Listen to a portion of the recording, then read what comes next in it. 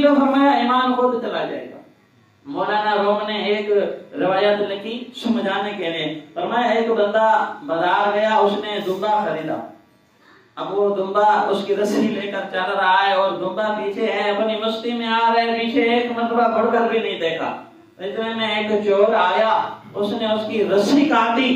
دمبا لے کر فرار ہو گیا، اور اس کو پتہ ہی نہیں چلا یہ رسی لے کر چل رہا ہے، اتنی دیر میں وہ چور اس کا دمبا کب کا لے گیا ہے۔ جب رستے میں کہیں موڑ آیا، اس نے پیچھے دیکھا تو خالی ہاتھ میں رسی تھی، دمبا تھا ہی نہیں۔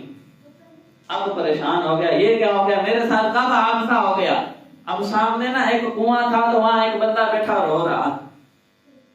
یہ اس کے بعد گیا، کہتا ہے کیا ماجرا ہے، کہنے لگا یار میرے پاس ایک پرس تھا، بٹوا تھا، اس کے اندر 100 روپے تھے، وہ پانی میں گر گیا ہے، اب میں رو رہا ہوں، مجھے تیرنا نہیں آتا، کوئی ہو جو جائے وہ مجھے بٹوا نکال کے دے، 50 روپے اس کو دے دوں گا، 50 روپے میں اپنے پاس رکھ لوں گا، کوئی بندہ نہیں مل رہا۔ اب اس بندے نے نا یہ بات سنی نا، یکدم بڑا حیران ہوا، ایک دم کہنے لگا یہی اچھا موقع ہے ریکوری کا، 50 روپے کا دمبا لیا تھا، ابھی اس کو بٹوا لے کے دیتا ہوں، 50 روپے واپس آ جائیں گے، وہ جو نقصان ہوا تھا اس کی نقصان کی کمی پوری ہو جائے گی۔ نہ اس نے کوئی سوچا نہ دوچا، نہ آؤ دیکھا نہ تو دیکھا، کپڑے اتارے، دھڑام سے چھلانگ لگائی، کنویں کے اندر چلا گیا۔ اب تلاش کیا، بڑا تلاش کیا، ایک کونے سے دوسرے، دوسرے سے تیسرے، چاروں کونوں، جب تھکا ہار کر اس نے ہار مان لی کہ بٹوا نہیں ہے، جب باہر آیا تو وہ بندہ بھی نہیں تھا، کپڑے بھی نہیں تھے،